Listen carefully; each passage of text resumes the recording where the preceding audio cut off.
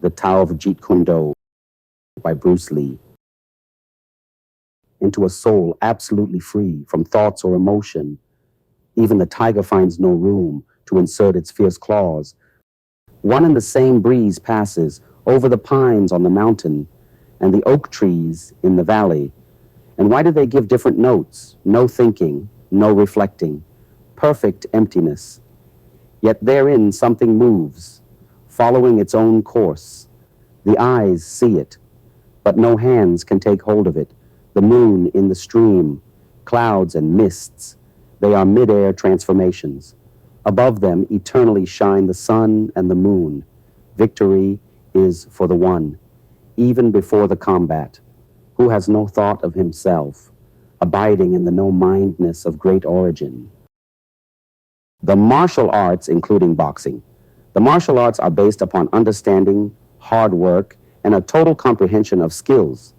Power training and the use of force are easy, but total comprehension of all of the skills of the martial arts is very difficult to achieve. To understand, you must study all of natural movement in all living things. Naturally, you can understand the martial arts of others. You can study the timing and the weaknesses. Just knowing these two elements will give you the capacity to knock him down rather easily. The heart of the martial arts is understanding techniques. To understand techniques, you must learn that they contain a lot of condensed movement. This may look quite awkward. When you start to learn it, you will find that it is awkward to you. That is because a good technique includes quick changes, great variety and speed. It may be a system of reversals, much like a concept of God and the devil. In the speed of events, which one is really in charge? Do they change places with lightning speed?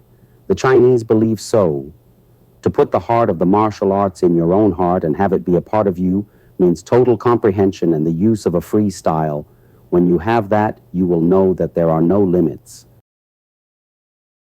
Precautions of physical techniques.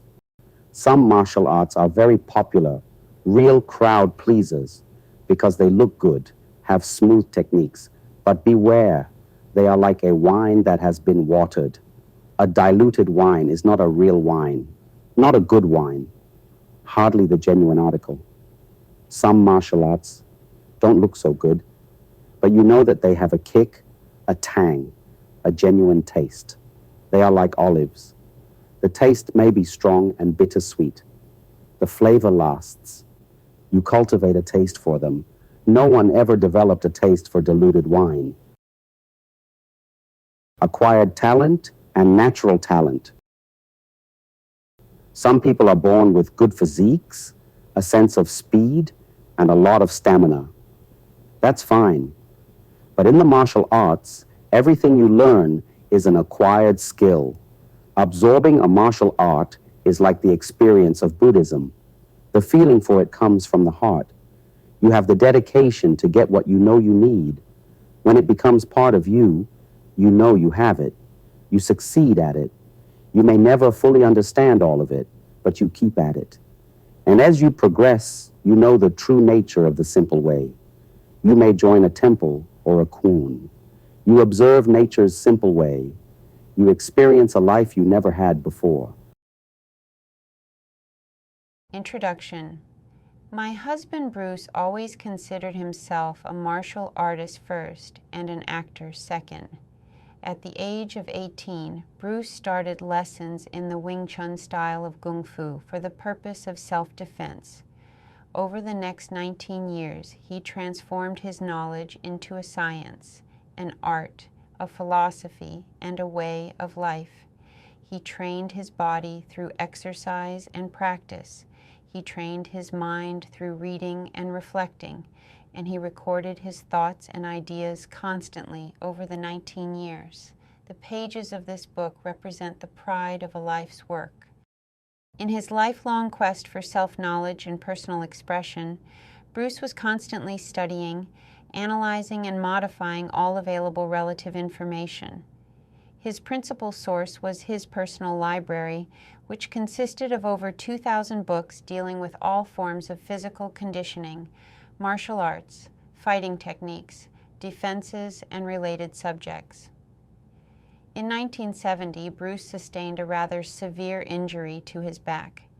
His doctors ordered him to discontinue the practice of martial arts and to remain in bed to allow his back to heal. This was probably the most trying and dispiriting time in Bruce's life. He stayed in bed, virtually flat on his back, for 6 months, but he couldn't keep his mind from working, the result of which is this book. The bulk of these writings was done at that time, but many scattered notes were recorded at earlier and later times. Bruce's personal study notes reveal that he was particularly impressed by the writings of Edwin L. Heislet, Julio Martinez Castello, Hugo and James Castello, and Roger Krosnier. Many of Bruce's own theories are directly related to those expressed by these writers. Bruce had decided to finish the book in 1971, but his film work kept him from completing it. He also vacillated about the advisability of publishing his work because he felt it might be used for wrong purposes.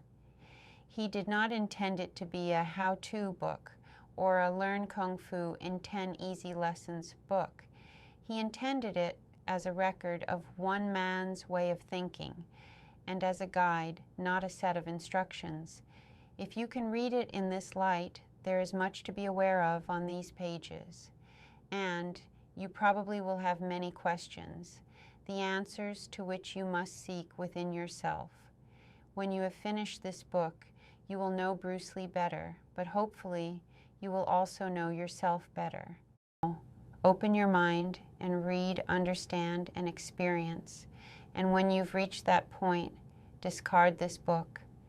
The pages are best used for cleaning up a mess, as you will see. On Zen, to obtain enlightenment in martial art means the extinction of everything which obscures the true knowledge, the real life. At the same time, it implies boundless expansion, and indeed, emphasis should fall not on the cultivation of the particular department which merges into the totality, but rather on the totality that enters and unites that particular department. The way to transcend karma lies in the proper use of the mind and the will. The oneness of all life is a truth that can be fully realized only when false notions of a separate self, whose destiny can be considered apart from the whole, are forever annihilated. Voidness is that which stands right in the middle between this and that. The void is all-inclusive, having no opposite. There is nothing which it excludes or opposes. It is living void, because all forms come out of it, and whoever realizes the void is filled with life and power and the love of all beings. Turn into a doll made of wood. It has no ego, it thinks nothing, it is not grasping or sticky. Let the body and limbs work themselves out in accordance with the discipline they have undergone. If nothing within you stays rigid, outward things will disclose themselves. Moving, be like water. Still, be like a mirror. Respond, like an echo. Nothingness cannot be defined. The softest thing cannot be snapped. I'm moving and not moving at all. I'm like the moon underneath the waves that ever go on rolling and rocking. It is not, I am doing this, but rather an inner realization that this is happening through me, or it is doing this for me. The consciousness of self is the greatest hindrance of the proper execution of all physical action. The localization of the mind means its freezing. When it ceases to flow freely as it is needed, it is no more the mind in its suchness. The immovable is the concentration of energy at a given focus, as at the axis of a wheel, instead of dispersal in scattered activities. The point is the doing of them rather than the accomplishments. There is no actor but the action. There is no experiencer but the experience. To see a thing uncolored by one's own personal preferences and desires is to see it in its own pristine simplicity. Art reaches its greatest peak when devoid of self-consciousness.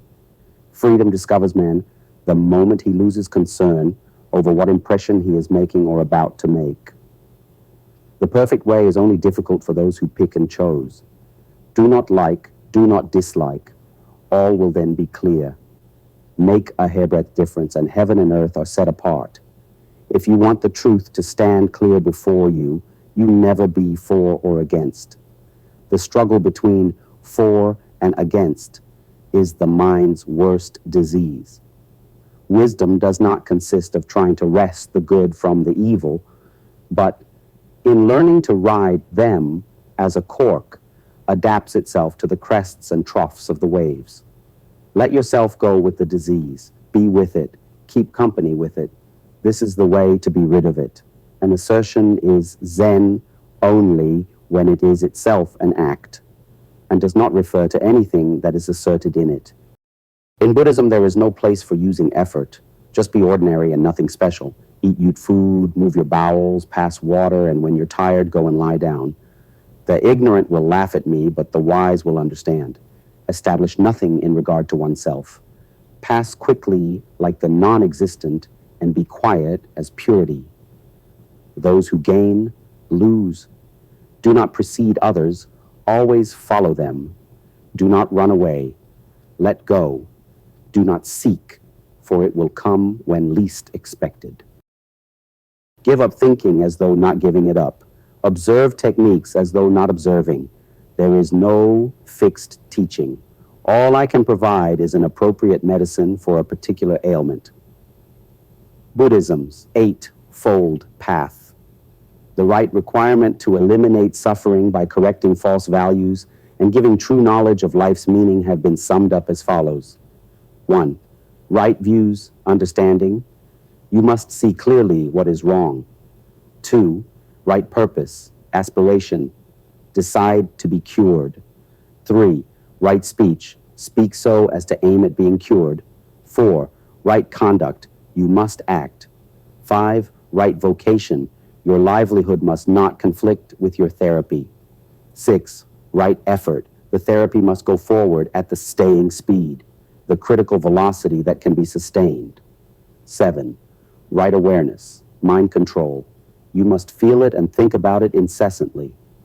8. Right concentration, meditation. Learn how to contemplate with the deep mind. Art of the soul. The aim of art is to project an inner vision into the world, to state in aesthetic creation the deepest psychic and personal experiences of a human being. It is to enable those experiences to be intelligible and generally recognized within the total framework of an ideal world. Art reveals itself in psychic understanding of the inner essence of things and gives form to the relation of man with nothing, with the nature of the absolute. Art is an expression of life and transcends both time and space. We must employ our own souls through art to give a new form and a new meaning to nature or the world. An artist's expression is his soul made apparent, his schooling, as well as his cool being exhibited. Behind every motion, the music of his soul is made visible. Otherwise, his motion is empty, and empty motion is like an empty word, no meaning. Eliminate not clear, thinking and function from your root. Art is never decoration, embellishment. Instead, it is work of enlightenment. Art, in other words, is a technique for acquiring liberty. Art calls for complete mastery of techniques developed by reflection within the soul. Artless art is the artistic process within the artist. Its meaning is art of the soul. All the various moves of all the tools means a step on the way to the absolute aesthetic world of the soul. The artless art is the art of the soul at peace, like moonlight mirrored in a deep lake. The ultimate aim of the artist is to use this daily activity to become a past master of life, and so lay hold of the art of living. Masters in all branches of art must first be masters of living, for the soul creates everything. All vague notions must fall before a pupil can call himself a master. Art is the way to the absolute and to the essence of human life. The aim of art is not the one-sided promotion of spirit, soul, and senses, but the opening of all human capacities, thought, feeling, will, to the life rhythm of the world of nature. So will the voiceless voice be heard and the self be brought into harmony with it. Artistic skill, therefore, does not mean artistic perfection. It remains rather a continuing medium or reflection of some step in psychic development, the perfection of which is not to be found in shape and form, but must radiate from the human soul. The artistic activity does not lie in art itself as such. It penetrates into a deeper world in which all art forms, of things inwardly experienced, flow together, and in which the harmony of soul and cosmos in the nothing has its outcome in reality. It is the artistic process, therefore, that is reality, and reality is truth. The path to truth: 1, seeking after truth; 2, awareness of truth and its existence; 3, perception of truth, its substance and direction, like the perception of movement; 4, understanding of truth.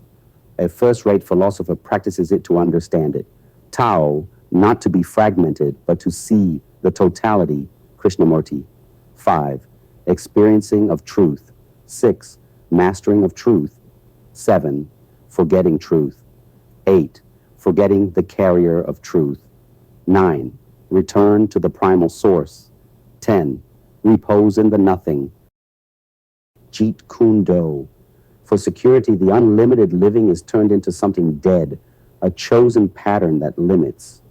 To understand Jeet Kune Do, one ought to throw away all ideals, patterns, styles. In fact, he should throw away even the concepts of what is or isn't ideal in Jeet Kune Do. Can you look at a situation without naming it? Naming it, making it a word, causes fear. It is indeed difficult to see the situation simply. Our minds are very complex, and it is easy to teach one to be skillful, but it is difficult to teach him his own attitude. Jeet Kune Do favors formlessness so that it can assume all forms, and since Jeet Kune Do has no style, it can fit in with all styles. As a result, Jeet Kune Do utilizes all ways and is bound by none, and likewise uses any techniques or means which serve its end. Approach Jeet Kune Do with the idea of mastering the will. Forget about winning and losing. Forget about pride and pain. Let your opponent graze your skin and you smash into his flesh. Let him smash into your flesh and you fracture his bones. Let him fracture your bones and you take his life. Do not be concerned with your escaping safely. Lay your life before him. The great mistake is to anticipate the outcome of the engagement. You ought not to be thinking of whether it ends in victory or in defeat. Let nature take its course, and your tools will strike at the right moment. Jeet Kune Do teaches us not to look backward once the course is decided upon. It treats life and death indifferently. Jeet Kune Do avoids the superficial, penetrates the complex, goes to the heart of the problem, and pinpoints the key factors. Jeet Kune Do does not beat around the bush. It does not take winding detours. It follows a straight line to the objective. Simplicity is the shortest distance between 2 points. The art of Jeet Kune Do is simply to simplify. It is being oneself. It is reality in its isness. Thus, isness is the meaning, having freedom in its primary sense, not limited by attachments, confinements, partialization, complexities. Jeet Kune Do is the enlightenment. It is a way of life, a movement toward willpower and control. though it ought to be enlightened by intuition. While being trained, the student is to be active and dynamic in every way, but in actual combat, his mind must be calm and not at all disturbed. He must feel as if nothing critical is happening. When he advances, his steps should be light and secure, his eyes not fixed and glaring insanely at the enemy. His behavior should not be in any way different from his everyday behavior. No change taking place in his expression. Nothing betraying the fact that he is engaged in mortal combat.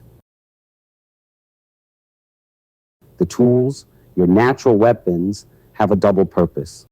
One, to destroy the opponent in front of you, annihilation of things that stand in the way of peace, justice, and humanity. Two, to destroy your own impulses caused by instincts of self-preservation, to destroy anything bothering your mind, not to hurt anyone, but to overcome your own greed, anger, and folly. Jeet Kune Do is directed toward on-self. Punches and kicks are tools to kill the ego. The tools represent the force of intuitive or instinctive directness which, unlike the intellect or the complicated ego, does not divide itself, blocking its own freedom.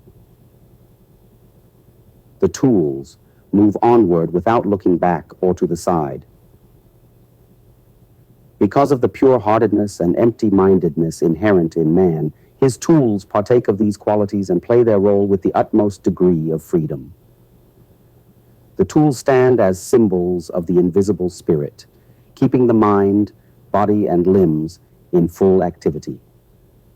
Absence of stereotyped technique as the substance means to be total and free. All lines and movements are the function. Non-attachment as the foundation is man's original nature. In its ordinary process, thought moves forward without halting. Past, present, and future thoughts continue as an unbroken stream. Absence of thought as the doctrine means not to be carried away by thought in the process of thought, not to be defiled by external objects, to be in thought yet devoid of thought.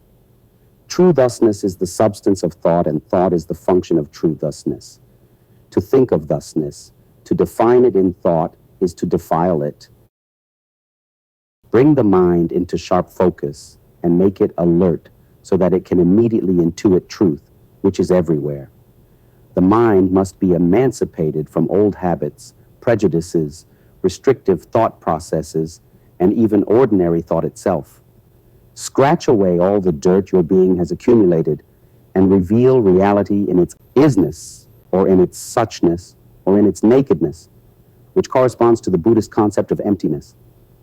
Empty your cup so that it may be filled. Become devoid to gain totality. Organized despair. In the long history of martial arts, the instinct to follow and imitate seems to be inherent in most martial artists, instructor and students alike. This is partly due to human tendency, and part because of the steep traditions behind multiple patterns of styles.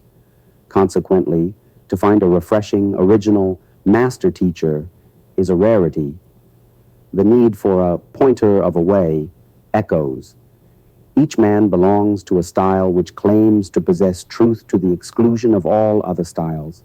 These styles become institutes with their explanations of the way, dissecting and isolating the harmony of firmness and gentleness, establishing rhythmic forms as the particular state of their techniques.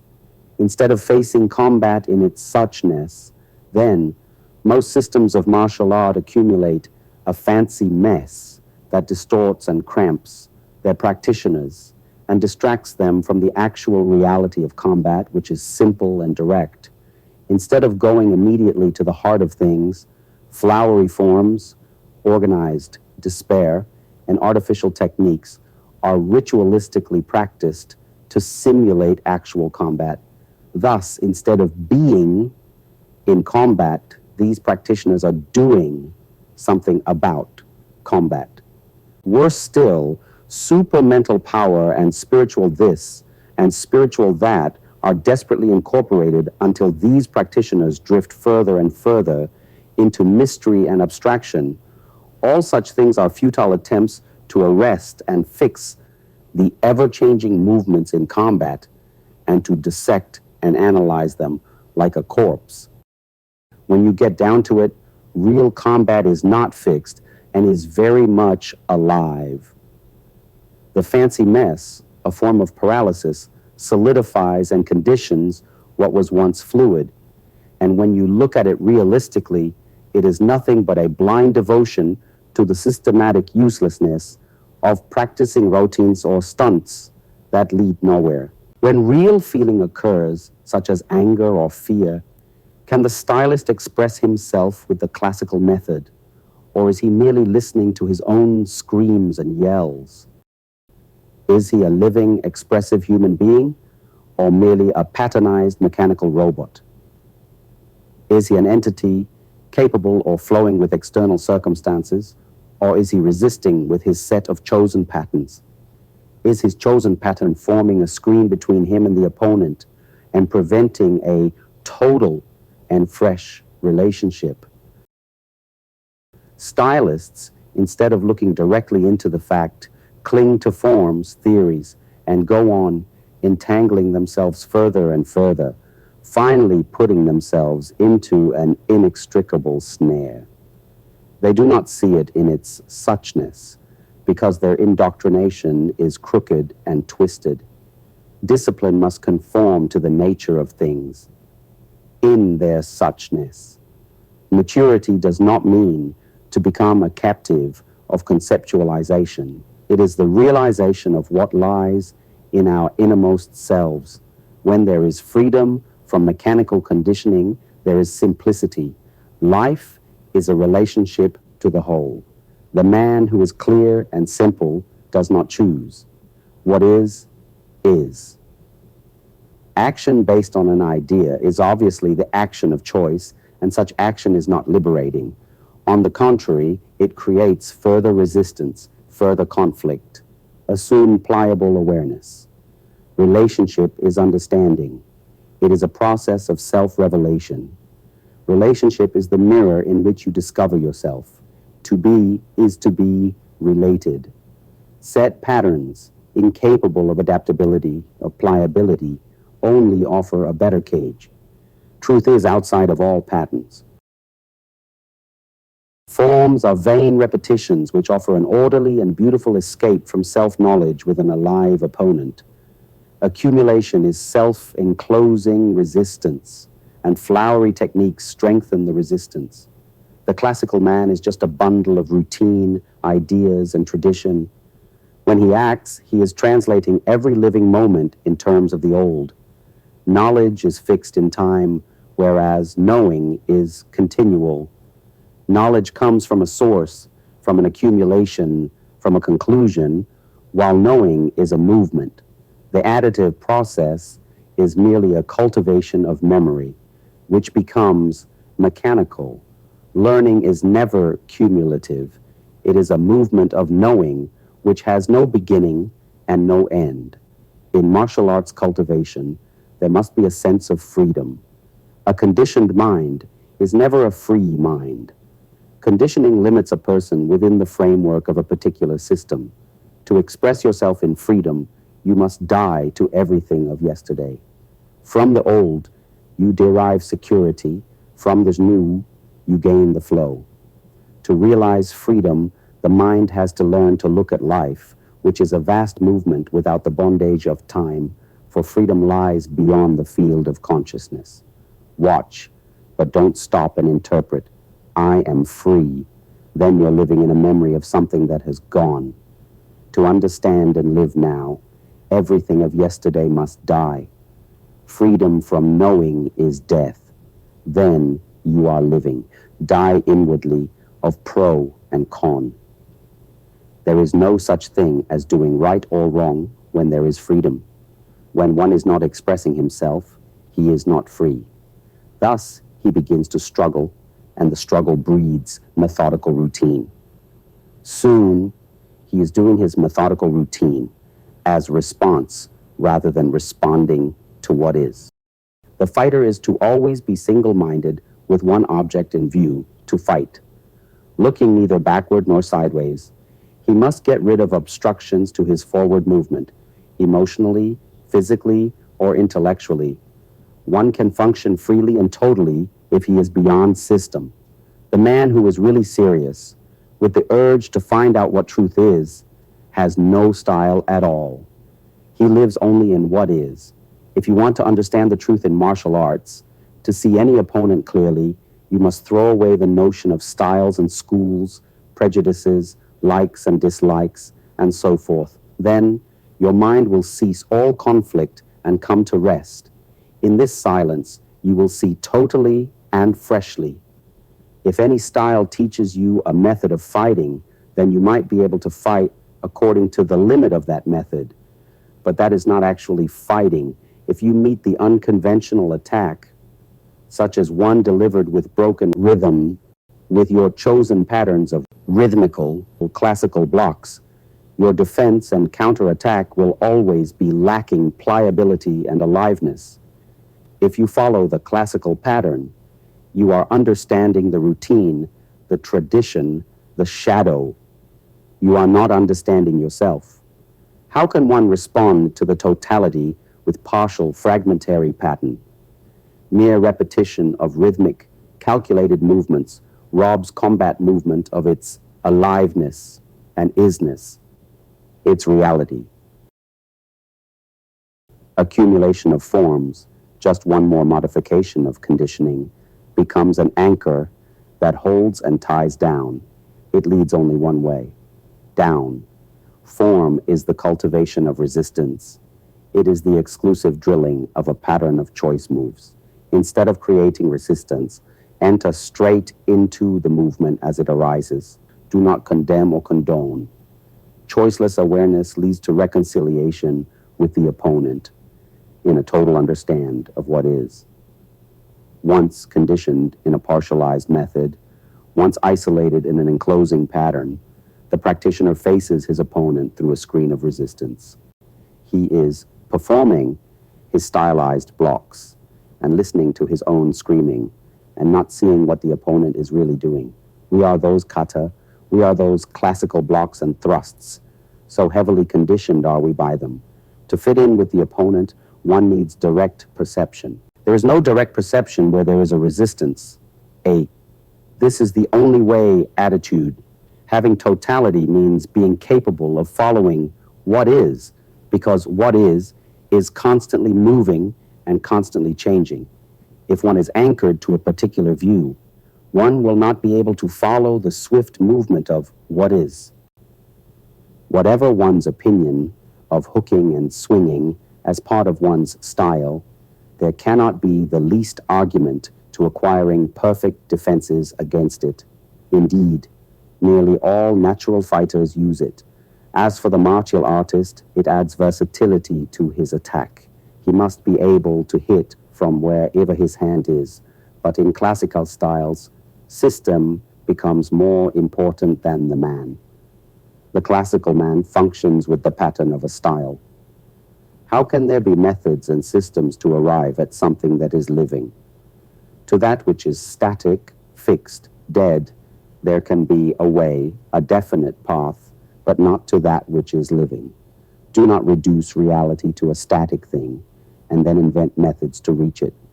Truth is relationship with the opponent, constantly moving, living, never static.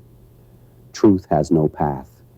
Truth is living and therefore changing. It has no resting place, no form, no organized institution, no philosophy. When you see that, you will understand that this living thing is also what you are. You cannot express and be alive through static, put-together form, through stylized movement. Classical forms dull your creativity, condition and freeze your sense of freedom. You no longer be, but merely do, without sensitivity. Just as yellow leaves may be gold coins to stop the crying children, thus the so-called secret moves and contorted postures appease the unknowledgeable martial artists. This does not mean to do nothing at all, but only to have no deliberate mind in whatever one does. Do not have a mind that selects or rejects. To be without deliberate mind is to hang no thoughts. Acceptance, denial, and conviction prevent understanding. Let your mind move together with another's in understanding with sensitivity. Then there is a possibility of real communication. To understand one another, there must be a state of choiceless awareness, where there is no sense of comparison or condemnation, no waiting for a further development of discussion in order to agree or disagree. Above all, don't start from a conclusion. Free yourself by observing closely what you normally practice. Do not condemn or approve, merely observe. When you are uninfluenced, when you die to the conditioning of classical responses, then you will know awareness and see things totally fresh, totally new. Awareness is without choice, without demand, without anxiety. In that state of mind, there is perception. Perception alone will resolve all our problems. Understanding requires not just a moment of perception, but a continuous awareness, a continuous state of inquiry without conclusion. To understand combat, one must approach it in a very simple and direct manner. Understanding comes about through feeling from moment to moment in the mirror of relationship. Understanding oneself happens through a process of relationships and not through isolation. To know oneself is to study oneself in action with another person. To understand the actual requires awareness, an alert and totally free mind. Effort within the mind further limits the mind, because effort implies struggle towards a goal. And when you have a goal, a purpose, an end in view, you have placed a limit on the mind. This evening I see something totally new, and that newness is experienced by the mind. But tomorrow that experience becomes mechanical if I try to repeat the sensation, the pleasure of it. The description is never real. What is real is seeing the truth instantaneously, because truth has no tomorrow. We shall find truth when we examine the problem. The problem is never apart from the answer. The problem is the answer. Understanding the problem dissolves the problem. Observe what is with undivided awareness. True thusness is without defiling thought. It cannot be known through conception and thought. Thinking is not freedom. All thought is partial. It can never be total. Thought is the response of memory, and memory is always partial, because memory is the result of experience. So, thought is the reaction of a mind conditioned by experience. Know the emptiness and tranquility of your mind. Be empty. Have no style or form for the opponent to work on. The mind is originally without activity. The way is always without thought. Insight is realizing that one's original nature is not created. There will be calmness, tranquility, when one is free from external objects and is not perturbed. Being tranquil means not having any illusions or delusions of thusness. There is no thought, only thusness. What is? Thusness does not move, but its motion and function are inexhaustible. To meditate means to realize the imperturbability of one's original nature. Surely, meditation can never be a process of concentration, because the highest form of thinking is negation. Negation is a state in which there is neither the positive nor its reaction as the negative. It is a state of complete emptiness. Concentration is a form of exclusion, and where there is exclusion, there is a thinker who excludes. It is the thinker, the excluder, the one who concentrates, who creates contradiction, because he forms a center from which there is distraction. There is a state of action without the actor, a state of experiencing with the experiencer of the experience. It is a state bound and weighted down by the classical mess. Classical concentration that focuses on one thing and excludes all others, and awareness which is total and excludes nothing, are states of the mind that can be understood only by objective, non-prejudiced observation. Awareness has no frontier. It is a giving of your whole being without exclusion. Concentration is a narrowing down of the mind, but we are concerned with the total process of living, and to concentrate exclusively on any particular aspect of life belittles life. The moment has not yesterday or tomorrow. It is not the result of thought and therefore has not time. When, in a split second, your life is threatened, do you say, let me make sure my hand is on my hip and my style is the style? When your life is in danger, do you argue about the method you will adhere to while saving yourself? Why the duality? A so-called martial artist is the result of 3,000 years of propaganda and conditioning. Why do individuals depend on thousands of years of propaganda? They may preach softness as the ideal to firmness, but when what is hits, what happens? Ideals, principles, the what should be leads to hypocrisy. Because one does not want to be disturbed, to be made uncertain, he establishes a pattern of conduct, of thought, a pattern of relationships to man. He then becomes a slave to the pattern and takes the pattern to be the real thing. Agreeing to certain patterns of movement to secure the participants within the governed rules might be good for sports like boxing or basketball, but the success of Jeet Kune Do lies in its freedom, both to use technique and no dispense with it. The second-hand artist blindly following his sensei or sifu accepts his pattern. As a result, his action and, more importantly, his thinking become mechanical. His responses become automatic according to set patterns, making him narrow and limited. Self-expression is total, immediate, without conception of time. And you can only express that if you are free, physically and mentally, from fragmentation.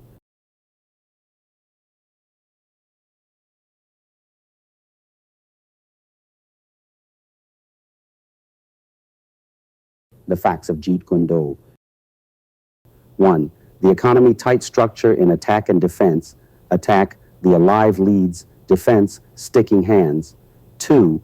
The versatile and artless artful. Total, kicking and striking weapons. 3. The broken rhythm, the half beat, and the 1 or 3.5 beat. Jeet Kune Do's rhythm in attack and counter. 4. Weight training and scientific supplementary training, plus all-around fitness. 5. The Jeet Kune Do direct movement in attacks and counters, throwing from where it is without repositioning. 6. The shifty body and light footwork. 7. The uncrispy stuff and unassuming attacking tactics. 8. Strong in fighting. A. Shifty blasting. B. Throwing. C. Grappling. D. Immobilizations. 9. All-out sparring and the actual contact training on moving targets. 10. The sturdy tools through continuous sharpening. 11. Individual expression rather than mass product. Aliveness rather than classicalism. True relationship. 12. Total rather than partial structure. 13. The training of continuity of expressive self behind physical movements. 14. Loose power and power thrust drive as a whole. A springy looseness, but not a physically lax body. Also a pliable mental awareness. 15. The constant flow, straight movement, and curved movement combined up and down, curved left and right, side steps, bobbing and weaving, hand circles. 16. Well-balanced posture of exertion during movement, constantly. Continuity between near all out, near all loose. The formless form. I hope martial artists are more interested in the root of martial arts and not the different decorative branches, flowers, or leaves. It is futile to argue as to which single leaf, which design of branches, or which attractive flower you like. When you understand the root, you understand all its blossoming.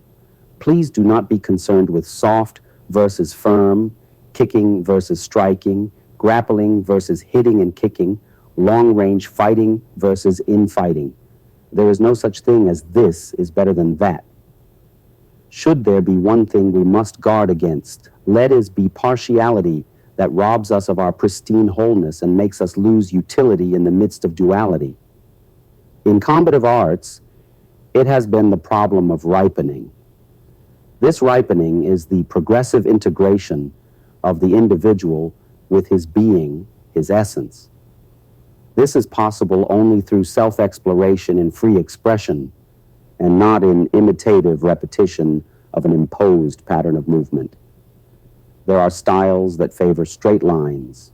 Then there are styles that favor curved lines and circles.